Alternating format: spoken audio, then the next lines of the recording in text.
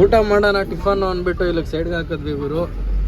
ಒಂದೇ ಸರಿ ಅಲ್ಲಿ ಆಫೀಸ್ ಹತ್ರ ಹೋಗ್ಬಿಟ್ಟು ಅಲ್ಲೇ ಒಂದು ಹೋಟೆಲ್ ಇದೆ, ಅಲ್ಲೇ ಮಾಡ್ಕೊಳ್ಳೋಣ ಬನ್ರಿ. ಗ್ರೇಟ್ ಏನಾದರೂ ಇಳಿಸಿ ಲೋಡಿಂಗ್ ಇದ್ರೆ ಹೋಗ್ಬಿಡೋಣ ಬೇಗ ಅಂತ ಚಂದ್ರವಂತ ಇದಕ್ಕೆ ಹೋಗ್ತಾ ಇದ್ದೀವಿ ಗುರು. ಬಂದಿದ ತಕ್ಷಣ ಗಾಡಿಗಳು ಅಲ್ಲೇ ಸೈಡ್ಗೆ ಹಾಕ್ಬಿಟ್ಟು ನೋಡಿ ಇದೇ ಪಾಟೀಲ್ ಹೋಟೆಲಲ್ಲಿ ಹೊಟ್ಟೆ ತುಂಬ ಊಟ ಮಾಡ್ಕೊಂಡ್ಬಿಟ್ಟು ಫಸ್ಟು. ಯಾಕಂದರೆ ರಾತ್ರಿ ಒಳ್ಳೆ ಊಟ ತಂದುಕೊಟ್ರು ಟ್ರಾನ್ಸ್ಪೋರ್ಟ್ ಅವರೇ, ತಿನ್ಬಿಟ್ಟು ನೆಮ್ಮದಿಯಾಗಿ ಮಲಗಿಬಿಟ್ಟಿದ್ವಿ. ಆ ಗಾಡಿನೂ ಬಂದಾಗರು ಜೊತೆಯಲ್ಲಿ ಮೊಬೈಲ್ ತಗೊಂಡು ಮೊಬೈಲ್ ಹೋಟೆಲಲ್ಲೇ ಮರ್ತ್ಬಿಟ್ಟಿದ್ನಂತೆ, ತೊಗೊಂಡು ಬಂದ ಜೊತೆಯಲ್ಲೇ ಹೋಗ್ತಾ ಇದ್ದೀವಿ. ಅದ್ರ ಗಾಡಿಗಳು ಒಳಗಡೆನೆ ಹಾಕಿ ಟಿಫನ್ ಏನಾದರೂ ಮಾಡೋಣ ಅಂತ ಬಂದ್ವಿ. ನೋಡ್ರಿ ನಮ್ಮ ಕಡೆ ಪ್ಲೇಟ್ ಲೆಕ್ಕ ಕೊಟ್ರೆ ಬಿರಿಯಾನಿ, ಈ ಕಡೆ KG ಲೆಕ್ಕ ಗುರು ಕೊಡೋದು. ಗುರು ನೋಡಿ ಲೋಡಿಂಗ್ ಶುರು ಮಾಡಿದ್ದಾರೆ ಗುರು. ಒಂದು 20 ನಿಮಿಷದಲ್ಲಿ ಲೋಡ್ ಫುಲ್ ಆಗೋಗುತ್ತೆ. ಮತ್ತೆ ಅದಕ್ಕೋಸ್ಕರ ನೋಡಿ ಒಂದೊಂದು ಅಟ್ಟಿನೂ ಕಟ್ಕೊಂಡು ಮತ್ತೆ ಇನ್ನೊಂದು ಅಟ್ಟಿಗೂ ಹಗ್ಗ ಹಾಕ್ಕೊಂಡು ನಿಧಾನವಾಗಿ ಹಾಕೋತಾ ಇದ್ದೀವಿ.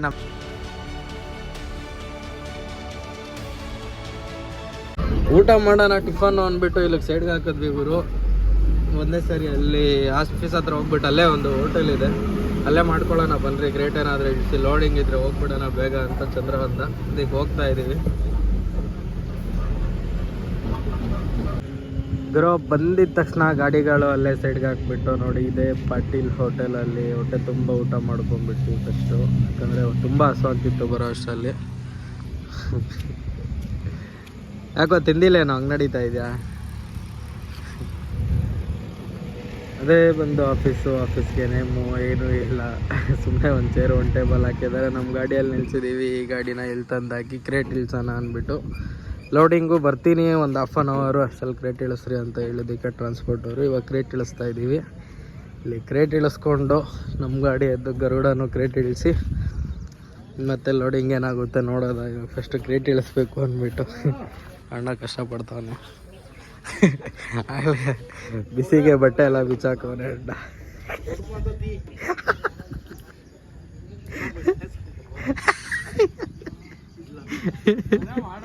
ಅಯ್ಯೋ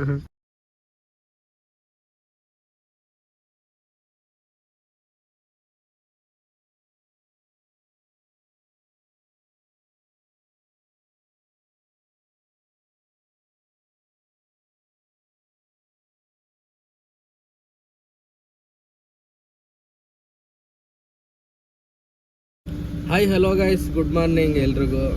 ರಾತ್ರಿ ಒಳ್ಳೆ ಊಟ ತಂದುಕೊಟ್ರು ಟ್ರಾನ್ಸ್ಪೋರ್ಟ್ ಅವರೇ, ತಿನ್ಬಿಟ್ಟು ನೆಮ್ಮದಿಯಾಗಿ ಮಲಗಿಬಿಟ್ಟಿದ್ವಿ. ಬೆಳಗ್ಗೆನೇ ಅವರೇ ಫೋನ್ ಮಾಡಿ ಲೋಡ್ ಇದೆ ಹೋಗ್ರಿ 2 ಗಾಡಿಗೂ ಅಂದ್ಬಿಟ್ಟು ಹೇಳಿದ್ರು. ಹೊಸ ಗಾಡಿನೂ ಹಿಂದೆ ಬರ್ತಾ ಇದೆ. ನಮ್ಮ ಚಂದ್ರ ಒಳ್ಳೆ ಹೋಟೆಲಲ್ಲಿ ಟೀ ಕುಡಿದ್ವಿ, ಅಲ್ಲಿ ಮೊಬೈಲ್ ಮರ್ತ್ಬಿಟ್ಟಿದ್ದೀನಿ ಅಂದ್ಬಿಟ್ಟು ಮತ್ತೆ ಹೋಗಿ ತಗೊಂಡು ಬರ್ತಿದ್ದಾನೆ. ನಾವಿಲ್ಲೇ ನೋಡ್ರಿ ರೋಡಲ್ಲಿ ಬಂದು ಕತ್ಕೊಂಡಿದ್ದೀವಿ.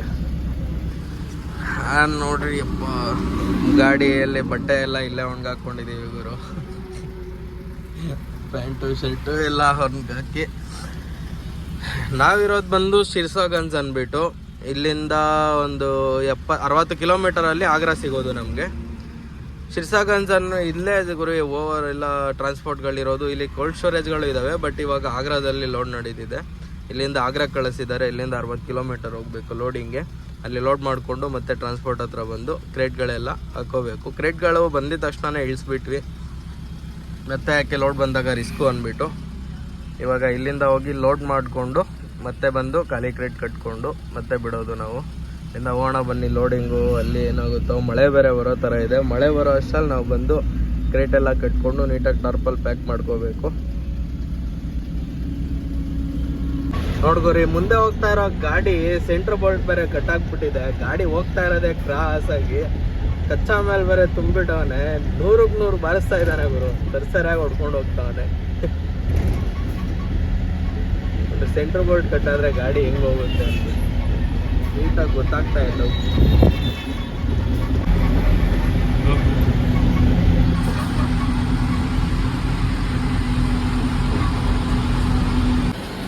ಆ ಗಾಡಿನೂ ಬಂದಾಗರು ಜೊತೆಯಲ್ಲಿ ಮೊಬೈಲ್ ತಗೊಂಡು ಮೊಬೈಲ್ ಹೋಟೆಲಲ್ಲೇ ಮರ್ತ್ಬಿಟ್ಟಿದ್ನಂತೆ, ತೊಗೊಂಡು ಬಂದ ಜೊತೆಯಲ್ಲೇ ಹೋಗ್ತಾ ಇದ್ದೀವಿ ಒಂದೇ ಕಡೆ ಲೋಡಿಂಗು ಅಂದ್ಬಿಟ್ಟು. ಇನ್ನೂ ಇಲ್ಲಿಂದ ಒಂದು 40 ಕಿಲೋಮೀಟರ್ ಹೋಗ್ಬೇಕು ನಾವು.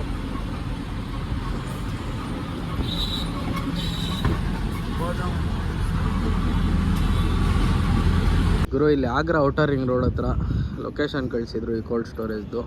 ಇಲ್ಲಿಗೆ ಬಂದಿದ್ದೀವಿ 2 ಗಾಡಿ. ಎರಡೂ ಗಾಡಿಗೆ ಇದು ಏನಂದರೆ ಇದೊಂಥರ ಇದೇನೋ ಅಡಿಕೆ ಪಟ್ಟೆನೋ ಏನೋ ಬರೋದು. ಇದು ಸೈಡಲ್ಲಿ ಕಟ್ಟಬೇಕು, ಹೀಟ್ ಜಾಸ್ತಿ ಬರುತ್ತೆ ಬಿಸಿಲಿಗೆ ಅಂದ್ಬಿಟ್ಟೆಲ್ಲ ಸೈಡಲ್ಲಿ ಹಾಕ್ತಾರೆ. ನಾವೇ ಕಟ್ಟಬೇಕು ಲೋಡಿಂಗ್ ಟೈಮಲ್ಲಿ. ತೋರಿಸ್ತೀನಿ ಯಾವ ಥರ ಕಟ್ತೀವಿ ಅಂದ್ಬಿಟ್ಟು. ಇಲ್ಲಿಂದ ಲೋಡಿಂಗು ಇದೇ ಕೋಲ್ಡ್ ಸ್ಟೋರೇಜಲ್ಲಿ ಆಗುತ್ತಾ ಬೇರೆ ಕೋಲ್ಡ್ ಸ್ಟೋರೇಜ್ ಹೋಗ್ಬೇಕಾ ಇನ್ನೂ ಗೊತ್ತಿಲ್ಲ. ನೋಡೋಣ ಬರ್ರಿ. ಇದ್ರ ಗಾಡಿಗಳು ಒಳಗಡೆನೆ ಹಾಕಿ ಟಿಫನ್ ಏನಾದರೂ ಮಾಡೋಣ ಅಂತ ಬಂದ್ವಿ. ನೋಡ್ರಿ, ನಮ್ಮ ಕಡೆ ಪ್ಲೇಟ್ ಲೆಕ್ಕ ಕೊಟ್ಟರೆ ಬಿರಿಯಾನಿ, ಈ ಕಡೆ KG ಲೆಕ್ಕ ಕೊಡೋದು. ನೋಡಿರಿ, ಅದರಲ್ಲಿ ತಟ್ಟೆಯಲ್ಲಿ ಹಾಕಿ ತೂಕ ಮಾಡಿ ಆಮೇಲೆ ಪ್ಲೇಟಲ್ಲಿ ಹಾಕಿ ಕೊಡ್ತಾರೆ. ನಮ್ಮನೇಲಿ 1 kg ಅರ್ಧ KG ತಗೊಂಡು ತಿಂತವನಾಗಲೇ. ಹೆಂಗಾಯ್ತು? ಚೆನ್ನಾಗೈತೆ.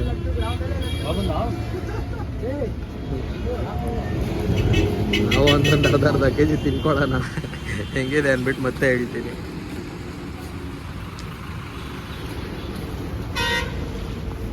ತಿನ್ಕೊಂಡು ಬಂದಿದ ತಕ್ಷಣ ಗಾಡಿನ ಕಾಟಾಗಿ ಹಾಕ್ಸಿದ್ವಿ ಅಂತಂದರು. ನಮ್ಮ ಗಾಡಿನ ಕಾಟಾಗಿ ಹಾಕ್ಸಿ ರಿವರ್ಸ್ ಹೊಡಿತಾ ಇದ್ದೀವಿ. ಇದೇ ಸ್ಟೋರೇಜ್ ಗೇಟಲ್ಲೇ ಕಾಟ ಇದೆ. ಕಾಟ ಬಿರಿಯಾನಿ ಹೆಂಗಿತ್ತು ಅಂದರೆ ಪರವಾಗಿಲ್ಲ ಗುರು, ಸ್ವಲ್ಪ ಚೆನ್ನಾಗಿತ್ತು ಅಂದರೆ ವಿಧಿ ಇಲ್ಲ, ತಿನ್ನಲೇಬೇಕು. ಏನು ಮಾಡೋಕ್ಕಾಗಲ್ಲ, ಹೆಂಗಿದ್ರೂ ತಿನ್ನಲೇಬೇಕು ಅಷ್ಟೇ. ಹೊಟ್ಟೆ ತುಂಬ ತಿಂದು ಬಂದ್ವಿ. ಇವಾಗ ಗಾಡಿ ಲೋಡ್ ಆದರೆ ಎಲ್ಲಿ ಲೋಡ್ ಆಗುತ್ತೆ ಅಂತ ಗೊತ್ತಿಲ್ಲ. ಇದೇ ಸ್ಟೋರೇಜಲ್ಲೇ ಆಗುತ್ತಾ ಇಲ್ಲ ಬೇರೆ ಸ್ಟೋರೇಜ್ಗೆ ಎಲ್ಲಾರು ಕರ್ಕೊಂಡು ಹೋಗ್ತಾರೋ ಅದು ಗೊತ್ತಿಲ್ಲ. ಗಾಡಿ ಸೈಡ್ಗೆ ಹಾಕು, ಕಾಟ ಹಾಕ್ಸಿ ಅಂತಂದರು. ಅದಕ್ಕೆ ಗಾಡಿ ಸೈಡ್ಗೆ ಹಾಕ್ತಾಯಿದ್ದೀವಿ ಗುರು. ಅಲ್ಲಿಂದ ಬೇರೆ ಸ್ಟೋರೇಜಿಗೆ ಕರ್ಕೊಂಬಂದರು. ಜಸ್ಟ್ ಒಂದು 500 ಮೀಟರ್ಸು ಇಲ್ಲ, ಎಷ್ಟು ದೂರ ಕರ್ಕೊಬಂದ್ರೆ ಅಷ್ಟೇ. ನೋಡಿ, ಇದು ಏನಕ್ಕೆ ಈ ಥರ ಕಟ್ಟೋದು ಅಂದರೆ ನಮ್ಮದು ಐರನ್ ಬಾಡಿ ಅಲ್ವಾ, ಹೀಟ್ ಬರಬಾರ್ದು ಅಂದ್ಬಿಟ್ಟು ನೋಡಿ ಈ ಥರ ಕಟ್ತಾರೆ.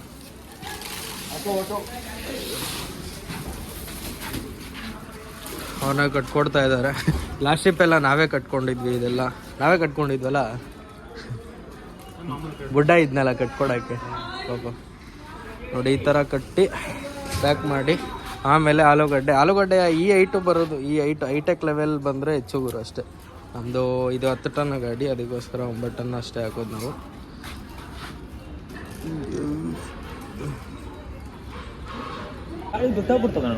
ಗುರು ನೋಡಿ, ಲೋಡಿಂಗ್ ಶುರು ಮಾಡಿದ್ದಾರೆ ಗುರು. ಒಂದು 20 ನಿಮಿಷದಲ್ಲಿ ಲೋಡ್ ಫುಲ್ ಆಗೋಗುತ್ತೆ. ಬರೀ ಒಂದು 200 ಮೂಟೆನೂ ಬೀಳಲ್ಲ, ಒಂದು 180 ಮೂಟೆ ಹಾಕ್ಬೋದಷ್ಟೇ. ನೋಡಿ ಈ ಥರ ಎಲ್ಲ ಫಸ್ಟು ಮೂಟೆಗಳನ್ನ ನಿಲ್ಲಿಸಿ ಮತ್ತೆ ಅದ್ರ ಮೇಲೆ ಒಂದೊಂದು ಮೂಟೆ ಮಲಗಿಸ್ತಾರೆ. ಹೊತ್ಕೊಂಬರೋದೇ ಡಿಫ್ರೆಂಟ್ ಅಲ್ಲ. ನಮ್ಮ ಕಡೆ ಲೋಡ್ ಮಾಡೋರೆಲ್ಲ ಭುಜಗಳ ಮೇಲೆ ಹಾಕ್ಕೊಂಬರ್ತಾರೆ. ನೋಡಿ ಬ್ಯಾಗ್ ಥರ ತಗಲಿ ಹಾಕ್ಕೊಂಡು ಬೆನ್ನ ಮೇಲೆ ಎತ್ಕೊಂಡ್ಬಂದ್ಬಿಡ್ತಾರೆ. ಅಲ್ಲಿ ಸಿಂಪಲ್ ಟೆಕ್ನಾಲಜಿಯಾ ಸಿಂಪಲ್ ಆಗಿ ಎತ್ಕೊಂಡ್ಬರ್ತಾರೆ. ಈಗ ಯಾರೋ ಭುಜದ ಮೇಲೆ ಎತ್ಕೊಂಡ್ಬರ್ತಾವ್ರೆ, ಬ್ಯಾಗ್ ಇಲ್ಲ ಅದಕ್ಕೆ. ಹೌದಾ, ಅಯ್ಯೋ ಪಾಪ.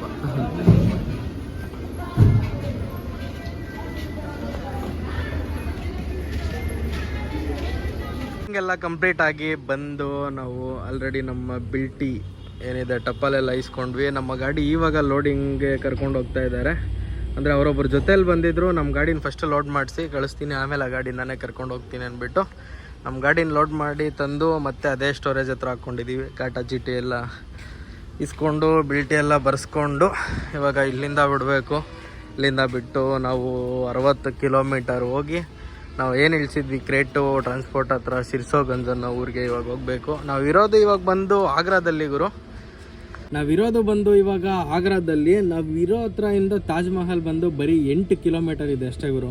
ನಾನು ನೆನ್ನೆನೇ ಹೇಳಿದೆ, ನೆನ್ನೆ ಹೆಂಗೂ ಲೋಡ್ ಆಗಲ್ಲ, ಕ್ರೇಟ್ ಇಳಿಸ್ಬಿಟ್ಟು ಬೇಗ ಸ್ನಾನ ಏನೋ ಮಾಡಿಕೊಂಡು ಹೋಗಿ ಬರೋಣ ಅಂತಂದರೆ ಟ್ರಾನ್ಸ್ಪೋರ್ಟನ್ನು ಇರಲಿಲ್ಲ.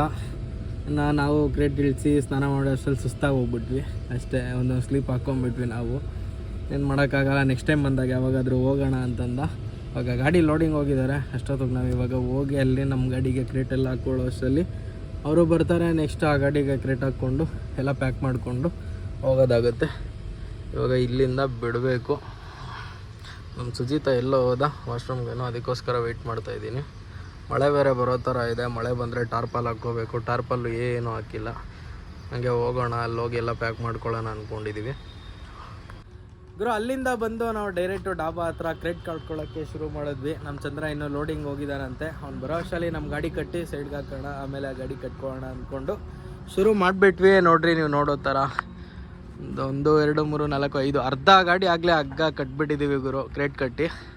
ನೋಡಿ ಇಲ್ಲೊಂದು ಕತ್ರಿ ಹೊಡೆದಿದ್ದೀನಿ, ಹಿಂದೆ ಜರಗಬಾರ್ದು ಕ್ರೇಟು ಹಿಂದೆಗೆ ಅಂದ್ಬಿಟ್ಟು ಸ್ವಲ್ಪ ಗ್ಯಾಪ್ ಬರ್ತಿತ್ತು, ಅದಕ್ಕೋಸ್ಕರ.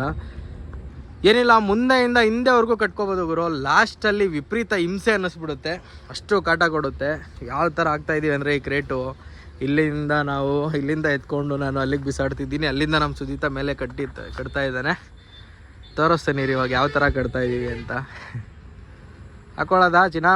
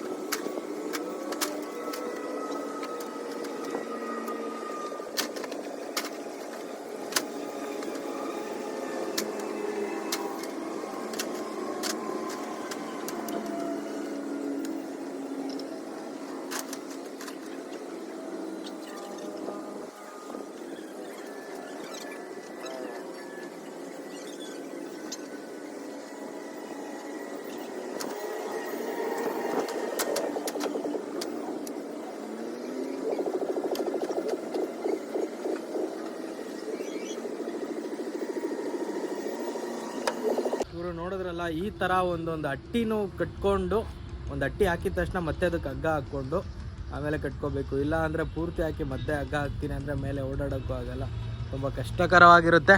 ಅದಕ್ಕೋಸ್ಕರ ನೋಡಿ ಒಂದೊಂದು ಅಟ್ಟಿನೂ ಕಟ್ಕೊಂಡು ಮತ್ತೆ ಇನ್ನೊಂದು ಅಟ್ಟಿಗೂ ಹಗ್ಗ ಹಾಕ್ಕೊಂಡು ನಿಧಾನವಾಗಿ ಹಾಕೋತಾ ಇದ್ದೀವಿ. ನಮ್ಮ ಚಂದ್ರ ಬರೋ ಅಷ್ಟರಲ್ಲಿ ಇಲ್ಲಿಗೆ ನಾವು ನಮ್ಮ ಗಾಡಿನ ಕಂಪ್ಲೀಟಾಗಿ ಕಟ್ಟಿ ಹಗ್ಗ ಟಾರ್ಪಲೆಲ್ಲ ಹಾಕಿ ಸೆಡಲ್ಲಿ ನಿಲ್ಲಿಸ್ಬೇಕು. ಮಿಕ್ಕಿದ್ದು ಹಾಕೋಬಿಡೋಣ, ಮಳೆ ಬೇರೆ ಬರೋ ಥರ ಇದೆ ನೋಡ್ರಿ, ಮೋಡ ಕವಿದ ವಾತಾವರಣ. ಗುರು ನೋಡ್ತಾ ಇರ್ಬೋದು, ನಮ್ಮ ಗಾಡಿನ ಕ್ಲೀನಾಗಿ ಲೋಡ್ ಮಾಡಿ ಆಗಲೇ ನಿಲ್ಲಿಸಿದ್ದೀವಿ. ಅಂದರೆ ಟಾರ್ಪಲೆಲ್ಲ ನೀಟಾಗಿ ಪ್ಯಾಕ್ ಮಾಡಿ ಮೇಲೆ ಮಾತ್ರ ಹಾಕ್ಕೊಂಡಿದ್ದೀವಿ. ಟಾರ್ಪಲ್ಲು ಅಲ್ಲಲ್ಲಿ ಒಂದೊಂದು ಹಗ್ಗ ಹಾಕ್ಕೊಂಡು ಮೇಲೆ ಮಾತ್ರ ಹಾಕ್ಕೊಂಡು, ಇವಾಗ ನಮ್ಮ ಹೊಸ ಗಾಡಿನೂ ಬಂತು, ಇದಕ್ಕೆ ಕ್ರೇಟ್ ಹಾಕ್ಕೊಂಡು ಇವಾಗ ಬಿಡಬೇಕು. ಕ್ರೇಟ್ ಹಾಕ್ಕೊತ ಇದ್ದಾರೆ. ಇವಾಗ ಒಂದು 2 ಲೈನ್ ಹಾಕಿದ್ದೀವಿ ಅಷ್ಟೇ ಗುರು, ಇನ್ನು ಮಿಕ್ಕಿದ್ದೆಲ್ಲ ಹಾಕಬೇಕು. ಪಾಪ ನಮ್ಮ ಹುಡುಗರು ತುಂಬ ಕಷ್ಟಪಡ್ತಾವ್ರೆ. ನಾವು ಹೋಗಿ ಹಂಗೆ ಸ್ವಲ್ಪ ಹೆಲ್ಪ್ ಮಾಡೋಣ. ಈ ಗಾಡಿಗೆ ಏನಂದರೆ ನಮ್ಮದು 10 ಟನ್ ಪಾಸಿಂಗು, ಅದಕ್ಕೋಸ್ಕರ ಸ್ವಲ್ಪ ಹೈಟ್ ಕಡಿಮೆ ಬರುತ್ತೆ. ಇದು ನೋಡಿರಿ 11 ಟನ್ ಹಾಕಿರ್ತೀವಿ. ನಮ್ಮ ಗಾಡಿಗೆ ಬಂದು 9 ಟನ್ ಹಾಕಿ 1 ಟನ್ ಕ್ರೇಟ್ ಬರುತ್ತೆ. ಇದಕ್ಕೆ 12 ಟನ್ ಪಾಸಿಂಗು, ಇದಕ್ಕೆ 11 ಟನ್ನು ಮಾಲ್ ಬಂದು 1 ಟನ್ ಕ್ರೇಟ್ ಬರುತ್ತೆ ಅಂದ್ಬಿಟ್ಟು 11 ಟನ್ ಮಾತ್ರ ಮಾಲ್ ಹಾಕ್ಸ್ತೀವಿ. ನೋಡಿ ಸ್ವಲ್ಪ ಹೈಟ್ ಬಂದುಬಿಟ್ಟಿದೆ ಗಾಡಿ, ಹೈಟ್ ಬಂದೇ ಬರುತ್ತೆ. ಇದು ಏನು ಮಾಡೋಕ್ಕಾಗಲ್ಲ. ಕ್ರೇಟ್ ಹಾಕ್ಕೊಂಡು ಬಿಡೋದ ಬನ್ನಿ. ಇಬ್ಬರು ಕ್ರೇಟೆಲ್ಲ ಕಟ್ಕೊಂಡು ಫ್ರೆಶ್ ಅಪ್ ಆಗಿ ಹೋಟೆಲಲ್ಲಿ ತಿನ್ನೋಣ ಅಂತ ಬಂದಿದ್ದೀವಿ. ಎಲ್ಲ ಶರ್ಟಲ್ಲಿದ್ದಾರೆ, ನಾನು ಬಟ್ಟೆ ತರದೆ ಈ ಟ್ರಿಪ್ಪು. ಬರೀ ಬನ್ನಿನಲ್ಲೇ ಜೀವನ ಕಳೆಯೋದಾಗ ಹೋಗ್ಬಿಡೈತೆ. ಏನೋ ಮಾಡ್ತಾವನೆ ಅಂದ್ಬಿಟ್ಟು ಇವಯ್ಯ ನೋಡು ಹೆಂಗೆ ನೋಡ್ತಾವನೆ. ರೋಟಿನೂ ಅಂಡಾ ಕರ್ರಿ ಆರ್ಡರ್ ಮಾಡಿದ್ವಿ, ಬಂದಿದೆ. ಆಮೇಲೆ ರೈಸ್ ಗೀಸ್ ಏನಾದರೂ ತಿನ್ಕೊಳ್ಳೋದ. ಎಷ್ಟು ಕೊಟ್ಟವನೆ? ನನಗೆ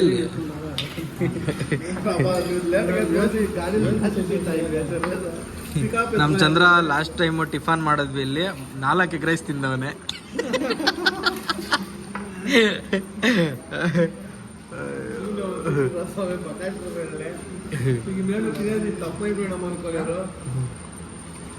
ಲೋಡ್ ಆಗಿರೋ ಗಾಡಿಗಳು ಈ ಥರ ಕಾಣಿಸ್ತಿದ್ದಾವೆ ಗುರು. 2 ಮಸ್ತಾಗಿ ಕಾಣಿಸ್ತಾ ಇದ್ದಾವೆ. ಹೈಟ್ ಬೇರೆ. ಕ್ರೇಟ್ ನೋಡಿ, ಕ್ರೇಟ್ ನೋಡು, 2 ಒಂದೇ ಹೈಟ್ ಬಂದೈತೆ.